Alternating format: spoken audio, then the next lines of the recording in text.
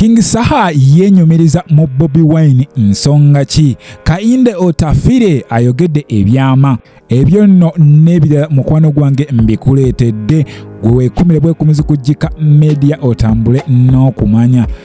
Sigenda kubanga mbaliisa. Musajja mukulu amanyiddwa nga Mansur Semanda abangi gwe mumanyi nga King Saha munnange ono avuddeyo n'atutegeeza nti yeenyumiriza mu mukulu Honorable Kyagulanyi era singa si ye mwanattu mashoni ye teyandibaddewo. Awo nno n'atuwa ensonga. Jjukira nti ate ono King Saha is a product of Rion Island wabula si wa Firebase, wabula ate yeenyumiriza nnyo mu mukulu owa Firebase. Ono nno atugambye nti mu kafubo akangi ennyo ono nno tujjukira ono awagira nnyo ekibiina ekya Nopo eri emabega kawo twamulabako ku kampeyini z'omukulu Honorable Kyagulanyi ng'amukooneramu. Wabula ono agenze maaso n'ategeeza nti yayogerako ne musajja mukulu ono ebbanga eriise emabega. Yali ku TikTok live wano nno yanyumyanyumyamu ne musajja mukulu ono, wabula nga kyasinga okwebuuza yakikola atya okubanga azimba mansioni ye. Tujjukira bulungi ku bayimbi abasatu Bebe Cool, Bobi Wine kosa ne Chameleone. Bobi Wine ye yasooka ate okubanga azimba ennyumba ku myaka emito nno ddala, era bw'atyo biseera ebyo yali yeevugira n'emmotoka eyo emanyiddwa nga Escalade, abangi mwagiraba. Kati nno King Saha ng'omuvubuka ng'akyegoma era ng'akyagala. Bw'atyo mu kuwayamu n'omukulu Honorable Kyagulanyi yamutegeeza ebigambo bino. Bobi Wine ono yategeeza King Saha nti buli kimu kisoboka, era n'amugamba mu byonna by'obala muganda wange sooka okole ssente kubanga teri musajja mugagga asobola kulemererwa. Ebyo bigambo by'omukulu Kyagulanyi ssentamu. Ono Semanda wenjogera kati yavaayo dda mu Rion Island era oyinza muyita kyetwala. Wabula yagenda maaso nga yeebuuza nti lwaki ate amaka g'ono omwami gali wala nnyo n'ekibuga. Bw'atyo omukulu Sentamu yamutegeeza nga bw'asobola ate okunoonya ekifo kyonna ky'ayagala n'azimbamu ennyumba ye. Jjukira nti ennyumba y'omukulu Kyagulanyi Sentamu eno esangibwa Magere, abangi bagyeyitira White House kubanga nnyumba enyirira nno ddala, era we twogera ku bayimbi abalina amayumba mwanattu Kyagulanyi abeerawo ku abo abasooka. Ku ebyo byonna ebigambo mwanattu ebyagambibwa omukulu King Saha, ono nno yagenda maaso n'alabika ng'ate omuziki aguwummuzaamu. Bw'atyo era bangi mwamulaba yabulamu akaseera nga tetukyamuwulira nnyo mu nsonga z'omuziki. Ono nno yagenda maaso n'aconcentratinga ku kuzimba mansioni ye. Mpozi okujjukizaamu musajja mukulu ono Mansur Semanda oba King Saha, musajja mulimi era atambulira nnyo mu by'obulimi. Yadde nga emabega kaawo abadde mugonvugonvu era abamu ne bagamba nti ono mwanattu ebiragalalagala by'akozesa bye bimukosa oba bye bimunyiga era mbu bye byamutuusa ku ndiri.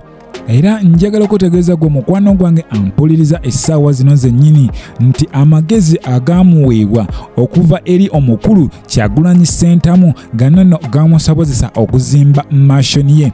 Mansioni ye eno mwanattu King Saha yasalawo agizimbe ennakawuka era nga ssaawa zino gy'asinziira mwanattu ate najja n'abakuba omuziki ogunyumira nno ddala. Jjukira ono y'omu ku bavubuka mwanattu abalina amaloboozi agawooma. Yes, babitusi we bali n'abalala we bali bangi unknown Liam voice kintu ekirabika nga kirungi nnyo nno ddala.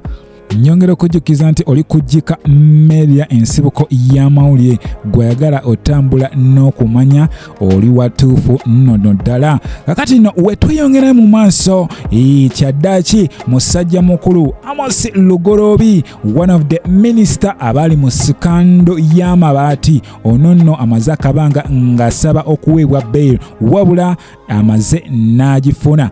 wabula ono yadde aweerebbwa bail ono bamulabudde era kooti nemulabula obuteetantala na kubuzaabuza bujulizi bwonna obuba bukuŋŋaanyiziddwa era ne bamutegeeza nti talina kubanga ava mu ggwanga nga tafunye lukusa. Jjukira ono yabategeezanga mwanatu wayina obugonvugonvu era yeetaaga okubanga ava mu ddwaliro, kitegeeza yali ayagala avenga bweru ate nga bw'agenda mu kooti okuwoza. Yadde nga abantu ab'enjawulo bavaayo ne bagamba nti gavumenti egamba erina amadagala mu malwaliro, lwaki tasigalayo mwanatu najjanjabibwa nga basinziira mu kkomera gy'ali e Luzira.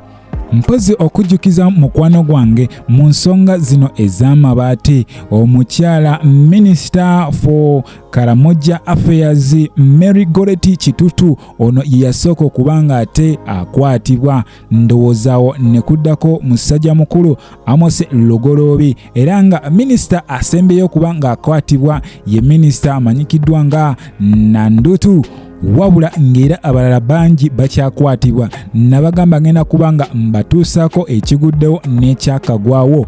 We tweyongerayo maaso mukwano gwange, Internal Affairs Minister Kainde Otafire ono avuddeyo n'ategeeza nti olw'omumwa gwe mwanatu kyamuyamba obutafuna mabaati n'okwenyigira mu skando ey'amabaati.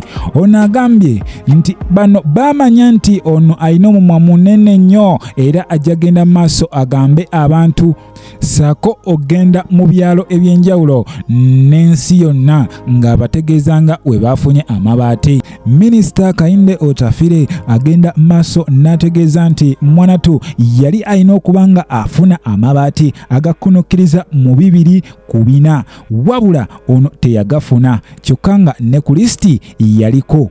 Wabula agamba nti kino kyamuyamba nnyo nti oba osanga singa naye ali mu dduka ku nsonga z'amabaati.